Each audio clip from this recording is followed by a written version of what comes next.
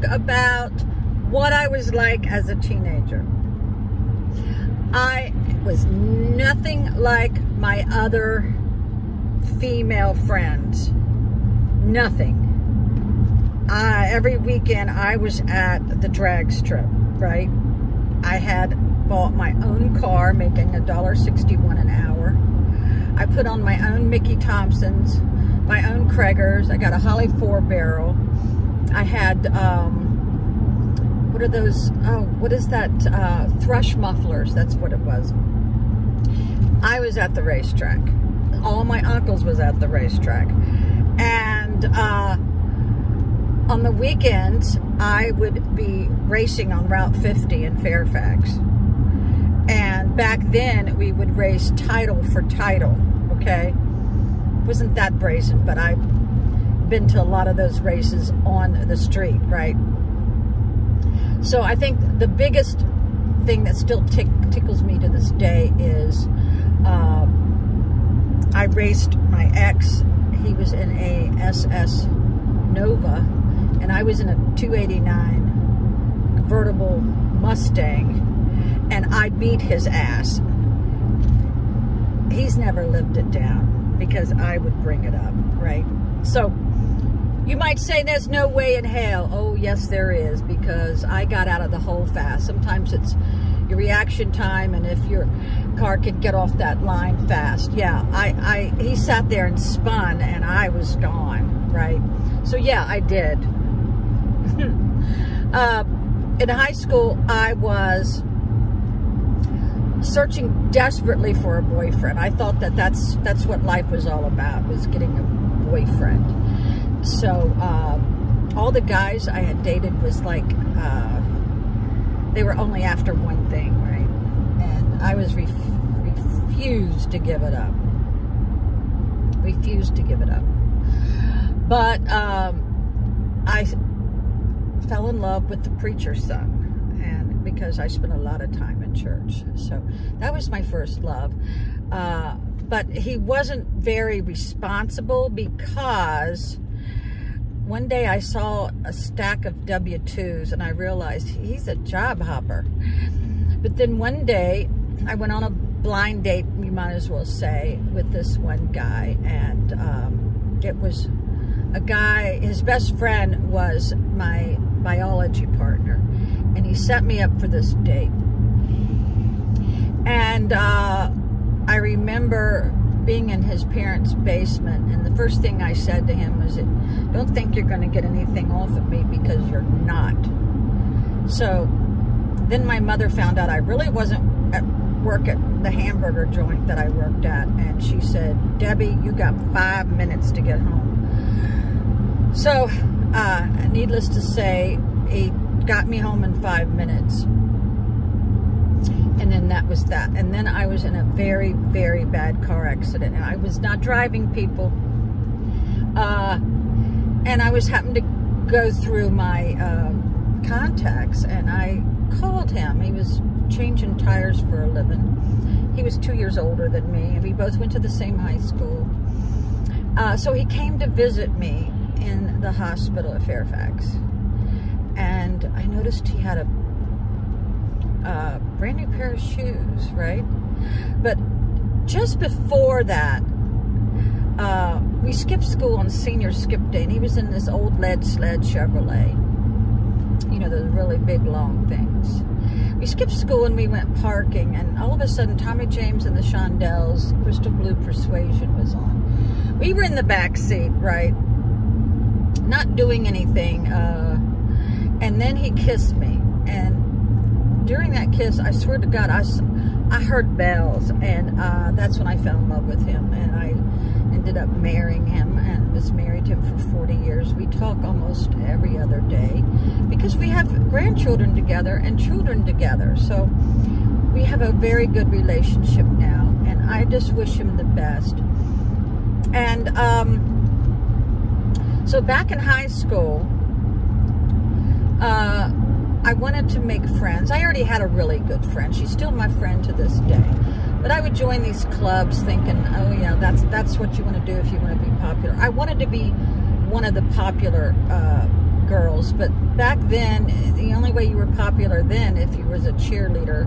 Well, I wasn't very coordinated in that respect, but I was the type that I could blend in with the greasers and the dopers, or whatever you wanted to call them, and the nerds. All of the nerds in my high school just adored me, but they never told me. And I didn't know until like 30 years later that they, you know, worshipped me, especially when I walked up and down the hallway, right?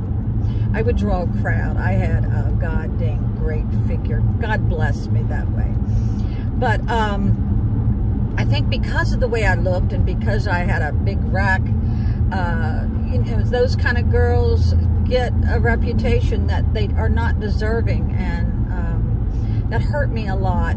And I actually confronted one of those jackasses at my 40th reunion. Of course, he denied it, but yeah, I confronted him. Waited 40 years to do that.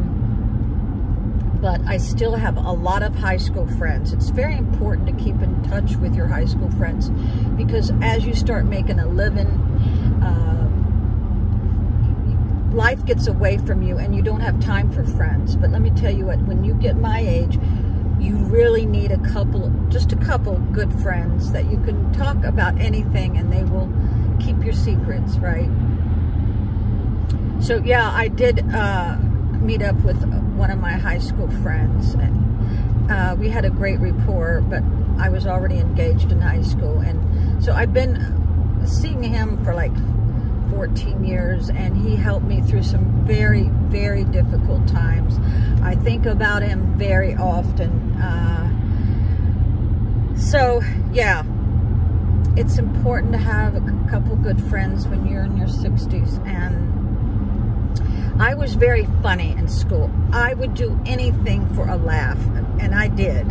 I would do anything. I would go into more detail, but I think some of y'all can't handle that. You know, because a lot of y'all are judgmental. Because a lot of times, you know, I talk about sex and stuff, but I've got a cross on. One of my viewers commented, you're on the fence. Either you're a Christian or you're not. Well, let me tell you what, a real Christian would not even question that. Let me tell you what, I spent a lot of my life in those church pews, believe me. And my sister, oh my God, she carried the Bible to the same high school I went to. She's now gone, but she was more versed in the Bible than most of the pastors that we had. But yeah, don't question my spirituality. Don't question who my higher power is. That's none of your damn business, really. See, oh, I said a cuss word. Oh, geez, I'm going to hear about that one. But yeah, yeah, I was not your average high school student. I got out of high school by noon and went to one of my 2 jobs. I worked my way. I wanted to have nice clothes, and I knew my parents had 4 other children and they couldn't afford it. So yeah, I supported myself at 16. In fact, I was emancipated. I was the only one in my high school that was allowed to write my own excuse notes. I got emancipated in Fairfax County by the courts. I had to prove that I was a good student. I had my own wheels. My grades, you know, had to be good. I had to be responsible, and I had to have a place to live. So I moved to Walney Road in Chantilly with my uncle, Larry Mullins, who is now passed. And he is the only uncle that returned my call. And I had 6 of them. The other ones could give a shit. But he did. He knew that I was a good person, and he let me live with him. I called him, I think, 4 months before he passed and thanked him again. But yeah, I was not your average student. You know, all the goody girls, you know, they had drop-dead wardrobes. They had college on their mind. My parents were sole proprietors. That's just something that back then you just, you know, was not stressed. I don't even think my mother would have known how to sign me up, but she was very smart. And my father only had a 7th grade education, but he was instrumental in Northern Virginia in teaching probably over 100 or more young boys how to set ceramic tile. He built most of Northern Virginia back then. Yeah, and at a young age, I was doing things that boys back then would do. I mowed the grass for my parents. I was kind of embarrassed about our yard. I always tried to mow the grass because when I got married, my brother was only like, I guess 6 or 7 years old. So, yeah, I was not your average high school student, nor would I want to be, because the skills I learned has followed me my whole life. And I remember being told that I can't do certain things. Let me tell you what, people who tell you, oh, you shouldn't be doing that, you know, tell them where to go, because no, people should have your back and should be supporting you in whatever you want to do. I don't care if you want to do roofing or work on cars. If you're a girl, you know, you can do anything you want to. And I did not have my sights set as high as I should have back then, because it was a whole different world. A lot of my teachers were very, very loving to me, because they knew, you know, about me being emancipated and that I was having trouble at home. So yeah, they were very loving to me, and they let me get away with a little bit, because I was already, you know, as a legal adult at 16. And but the one thing that I wish I hadn't done was those 2 years I could have been with my mom and dad. I wish I had stayed, because now they're gone, and that is a regret that I have. But let me tell you what, I had so much fun as a teenager between 16 and 18. It is memories that gets me through some really hard times. And music, oh my God. You know, if anybody wants to make love to me, they better have some goddamn good music on their phone, right? Yeah, music is my passion. Music is so important to me.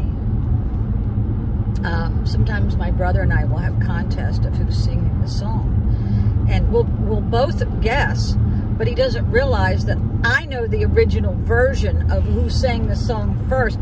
He knows who else sang it many years after me, so it becomes quite fun or funny when we play this little game. So I hope you had fun listening to me, and I'm almost an hour from where I need to be, so that's good. I've relaxed. I've been eating my peanuts, shelling them, but of course they make a mess, so I just lay down a little piece of cloth on my lap to catch the shells.